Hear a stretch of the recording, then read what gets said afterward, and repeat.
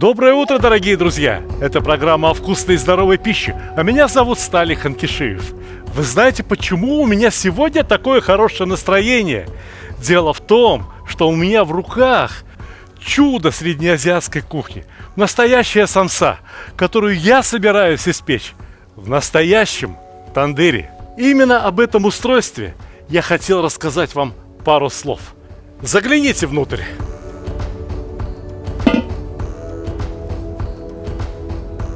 Собственно говоря, это выстроенный из кирпича огромных размеров кувшин, совокупный вес которого примерно 500 килограммов.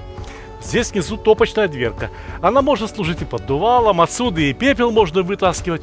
Отсюда можно и дрова подкладывать, чтобы протопить тандыр, либо чтобы поддержать в нем необходимую температуру. Поэтому я закладываю в тандыр охапку хвороста. Вот он сейчас сгорит, и мы получим ровно ту температуру, которая необходима для выпекания самсы.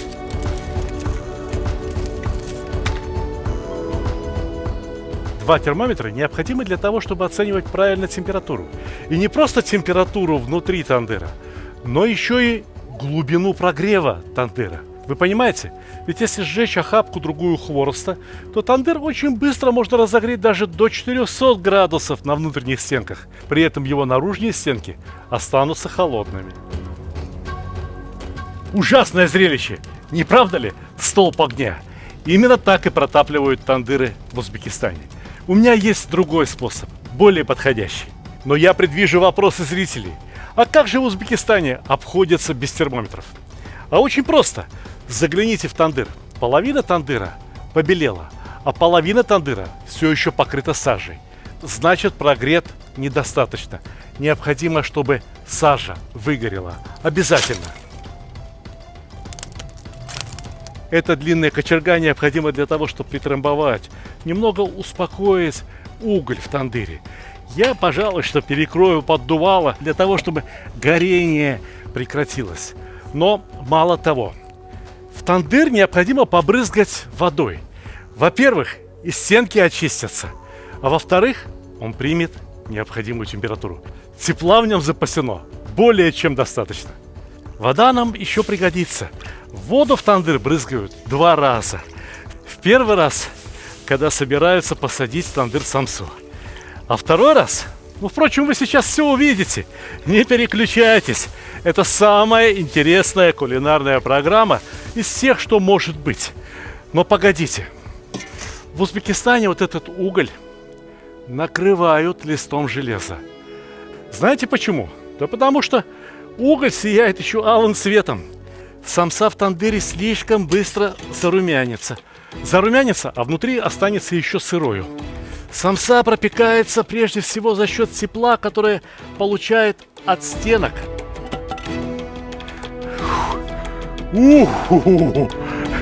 Самса пропекается прежде всего от того тепла, которое получает от стен тандыра.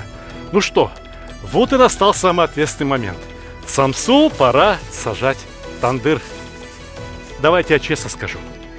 Я выпекал самсу в тандыре несколько раз в своей жизни. Ну, может, не знаю, 5 или 6. Допустим, это будет 7-й. Но я неоднократно изучал, как выпекается самса в тандыре у хороших мастеров. Замеряя температуру воздуха внутри тандыра, замеряя температуру стенок внутри тандыра, замеряя температуру внутри самсы и внутри других изделий, которые пекутся в тандыре. Так вот, я совершенно точно знаю, если температура стенок в тандыре существенно отличается от 225 градусов, то, если температура ниже, самса испечется, но ее потом от стенок не оторвать. А если температура тандыра существенно выше, самса не испечется. Самса будет отпадать от стенок тандыра. Вы вообще понимаете, почему самса держится на вертикальных стенках тандыра? Можно даже вот так вот под купол, под потолок прилепить самсу, и она будет держаться. А посмотрите, вам это ничего не напоминает? Медицинские банки. Опа! Ведь примерно так же они приклеиваются к спине и не отрываются. Каждая пора в кирпиче, либо в глине, из которой построен тандыр, является микроскопической медицинской банкой. Понимаете, воздух внутри нее горячий, а здесь влага и прохладно. Поэтому воздух в порах остывает, и эти поры притягивают к себе гладкое, ровное тесто самсы. То же самое происходит с лепешками. Вы знаете, я абсолютно уверен, что в Узбекистане есть десятки тысяч людей, которые умеют печь самсу лучше меня. Но узнать про 225 градусов будет полезно даже им. Вот чем кулинар отличается от повара.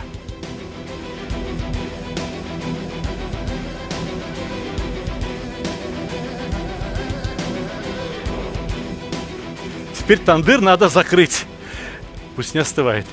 Больше того, влага, которая содержится в самом тесте, в мясе, начнет исходить из самсы. Мы ее накрыли, чтобы она не терялась. Тоненькие струйки этого пара с волшебным, уникально аппетитным ароматом все-таки будут просачиваться наружу. Но в целом влажность внутри тандыра будет примерно такая же, как в русской бане. Только температура воздуха около 200 градусов. Надо подождать минут 45-50, когда станет нестерпимо вкусно. И я знаю, как мы с вами проведем это время. Я как раз успею вам рассказать обо всех секретах приготовления мясного фарша и особенно теста для самсы. Пошли! Да, тесто для самсы имеет свои секреты. Оно должно быть очень твердым, очень тугим. Внимание! Я даю пропорции на 1 килограмм муки, что хватит примерно на 12 самсушек. В килограмм муки я насыпал 25 грамм соли, 320 миллилитров воды и 70 миллилитров растительного масла. Можно использовать слегка подогретый растопленный бараний жир. Получится еще вкуснее. Ну а дальше все как обычно, вымешиваем, прилагая усилия. Скорее всего, тесто даже останется в виде разрозненных кусочков. Ничего страшного. Слепите его в один комок, заверните в целлофан и уберите в холодильник. До завтра. Да, тесто на самсу готовят загодя. Впрочем, как и фарш. Фарш без жира не бывает. Отлично подойдет курдюк. Но если нет курдюка, необходимо взять любое другое сало. Может быть, внутреннее сало, почечный жир. Хотя они застывают очень быстро и создают неприятное впечатление. Вот о мясе стоит поговорить подробнее. Если вы хотите получить самсу с тем самым вкусом, каким она бывала и да и есть еще на базарах узбекских, необходимо брать мясо далеко не самое дорогое, далеко не самое лучшее. А вот пашина, какие-то другие части туши, в которых содержится довольно много коллагена. Ну и, конечно, много лука. На 1 килограмм мяса необходимо взять 300 грамм курдюка и 600 грамм лука. И по столовой ложке соли на каждый килограмм мяса. Я предпочитаю соль насыпать на лук, чтобы потом при помощи крупинок соли выдавить из лука сок. Ведь самса должна быть сочная, правда? А теперь приправы. Почти что такие же, как на шашлык. Каждый может брать по своему вкусу. Я беру немного зиры, чуть побольше молотого кориандра. Можно взять сухие травы, можно взять красный перец, можно взять только черный перец. Каждый раз получится вкусно. Каждый раз получится немного своеобразно. Но все-таки основной вкус самсы – это тесто, мясо, жир и лук. Предвидя, какой вкусной должна получиться самса, я решил сделать сразу двойную порцию фарша. Да и тесто потом замесил еще. Фарш замешивается и оставляется промариноваться. Точно так же, как мясо на шашлык. Вот постоит мясо ночь, либо даже сутки в холодильнике, и от лукового сока станет мягче. И тесто. Тесто за ночь в холодильнике превращается в нечто совершенно другое. Оно по-прежнему очень твердое, но теперь это уже явно один комок. И посмотрите, каким красивым оно получается на срезе. Да, хорошие кулинары оценивают тесто именно по срезу. Это тесто из 1 килограмма муки. Здесь было 320 миллилитров воды, 70 миллилитров масла, соль. Одним словом, тесто у нас 1 килограмм 400 грамм. Я думаю, что из этого теста можно сделать 12 штук самсы. Поэтому тесто нарезаем примерно по 110-115 граммов. Нарезать и раскатывать? Нет. Есть хитрости. Когда я готовил этот выпуск, опытные мастера по приготовлению самсы из ферганы прислали мне видео о том, как они изготавливают заготовки из теста, так называемый зуваляк. Вы поняли, что произошло? Работая большим пальцем и ладонью руки, у меня получилось скатать тесто в эдакий шарик с очень гладкой поверхностью снаружи. Мне пришлось учиться этому приему, но я хочу показать вам прием попроще, который я уже показывал, когда мы готовили чебуреки. Кусок теста необходимо расплющить ладонью, а потом подворачивать его края к центру. Можно повторить этот прием до тех пор, пока не получится абсолютно круглая, гладенькая заготовка. Если начинать раскатывать просто кусок теста, то края у сочня получатся неровными, и кроме того, внутри теста не образуется, некоторое подобие слоев. А сейчас все получается очень хорошо. Посмотрите, обратите внимание, как я раскатываю тесто, как я работаю скалкой. Я заставляю вращаться сочень на столе. Я делаю края теста намного тоньше, чем середина. Видите, края уже светятся, а в середине теста довольно плотное. Я вам чуть попозже покажу, почему я измеряю сочень при помощи пиалы. Обратите внимание, что тесто настолько твердое, что я не использую муку для подпыла. Раскатываю его просто на чистом столе. Мастера по приготовлению самсы так волновались, что прислали мне видео буквально о каждом шаге приготовления самсы. Вот и края самсы они залепливают виртуозно, за 10-15 секунд. Самсу удерживают в одной ладони, и как-то там получается у них, что указательным пальцем и большим пальцем руки края лепятся, и самса получается готовой секунд за 10, за 15. У меня так и не получилось повторить их прием. Поэтому я советую вам взять пиалу. Необходимо подобрать пиалу примерно того объема, который получится самса. Тесто 110-115 грамм. Фарша мы берем 160-170 грамм.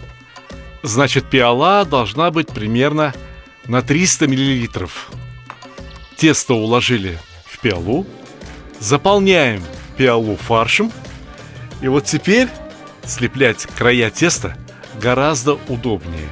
Примерно через каждый сантиметр-полтора я образую на тесте складки и слепляю их таким образом, чтобы они расплющились, стали вдвое тоньше. Вот, самса готова. Вынимаем ее из пиалы, и необходимо убрать готовую самсу под целлофан, чтобы не пересохла. Я предвижу ваши вопросы. А как нам испечь самсу дома? Ведь у нас дома нет тандыра, а самсы, дядя Сталик, ой, как хочется. Все очень просто. Готовую самсу необходимо смазать разболтанным яйцом и присыпать кунжутом и седаной, как ее еще называют, чернушка либо нигелла. А духовку, да, вашу обычную духовку, необходимо прогреть максимально. Вот хотя бы градусов до 220. А еще вам понадобится так называемый камень для пиццы. Они бывают разные, бывают очень красивые, бывают вот такие, чем-то напоминающие шамотный кирпич. И У меня камень для пиццы еще хороший, достаточно толстый, примерно сантиметр толщиной. Он разогрелся в духовке до 220 градусов. И на горячий камень я выкладываю самсу. У меня духовка не очень большая, не очень мощная. И я полагаю, что 6 штук самсы, которые в совокупности весят почти что 2 килограмма, изрядно остудят духовку. Поэтому я устанавливаю таймер духовки примерно на 1 час. Проверим, как получится. Посмотрите, что происходит с самсой в духовке. Да, надо было самсу раскладывать попросторнее. Не надо было жадничать. Достаточно было бы испечь 4 штуки самсы. Небольшие духовки обычно грешат тем, что пропекают неравномерно. Поэтому я перевернул камень для пиццы. И еще через 30 минут самса была примерно готова. Пойдем сравним с той, что в тандыре. Самса, которую пекли в духовке, готова. И если к ней принюхаться, она даже чуть-чуть пахнет. Но вы представить себе не можете, как пахнет из этого тандыра. В округе на километр все закрыто запахом настоящей узбекской самсы. Все, я больше не могу терпеть. Я открываю. Но это еще не все. Это еще не все. Процесс еще не окончен. Теперь самсу необходимо немного запарить. У меня прямо сейчас появилась одна идея насчет вот этой самсы. Мы сейчас их уравняем с этими по запаху. У меня все равно часть самсы отвалились. Да они приготовились уже и отскочили от стенки. Хорошо, что в самом низу я поставил поддон. Я именно на этот поддон сейчас положу самсу. Она там подогреется. И, кроме того, получит немного тандырного запаха настоящего. Ох, ох, ой. И еще, вот этот камень для пиццы. Понимаете, он тонкий. Он всего лишь на 1 сантиметр толщиной. Ну, что-то похожее. Но все-таки донышко у самсы должно быть намного тверже и абсолютно сухим. Вот это более похоже. Вот это практически правильная самса, несмотря на то, что приготовлена в духовке. Но сейчас, в результате следующей процедуры, запах раскроется еще больше. Брызгаем на стенки, брызгаем прямо на самсу. Побрызгали, добавили влажности, что у меня аж очки запотели. И еще раз накрываем крышкой. Еще минут на 5, на 10. Этот процесс требует неординарных физических усилий. Но вы бы знали, какое удовольствие, какое счастье я сейчас испытываю. Ну все, открываем. Открываем. Чтобы открыть как положено самсу, нужна пара вот таких салфеток.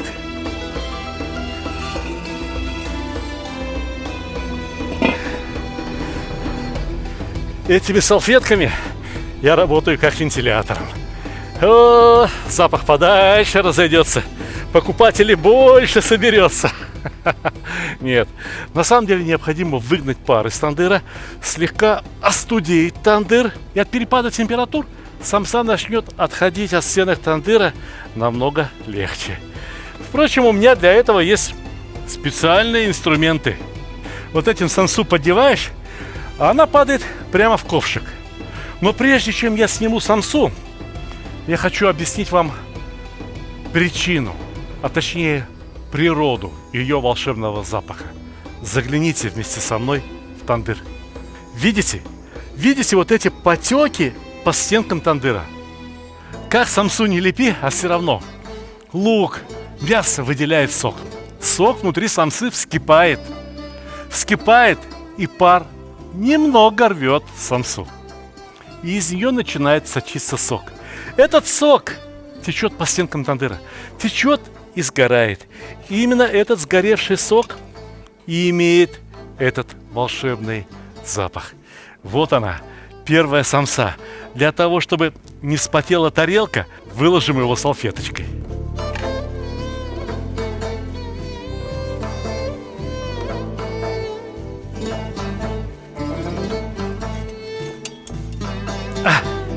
Супер!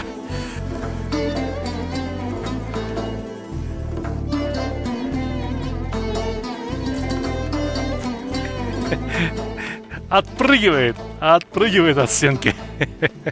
Ай, самса, ай, падарам, ай, мадарам.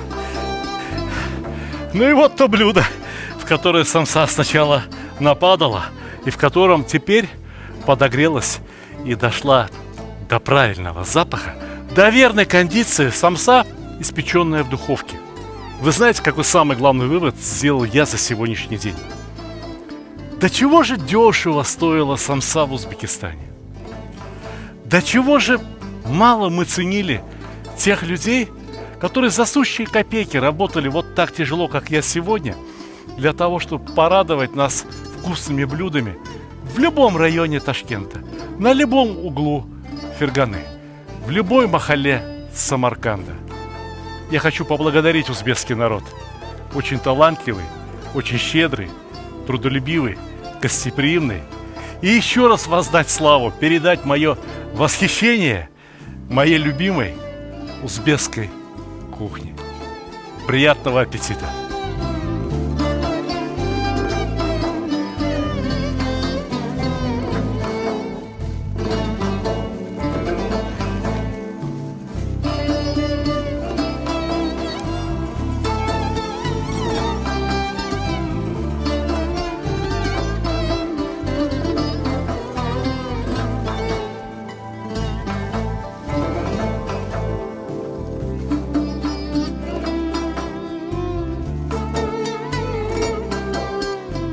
Aziz O'zbek millatini do'stlar, aziz O'zbegim xalqim, sizlarni yaxshi ishlaringizni hech qachon unutmaymiz. Rahmat sizga. Rahmat akalar, opalar, do'stlar. Katta rahmat sizga.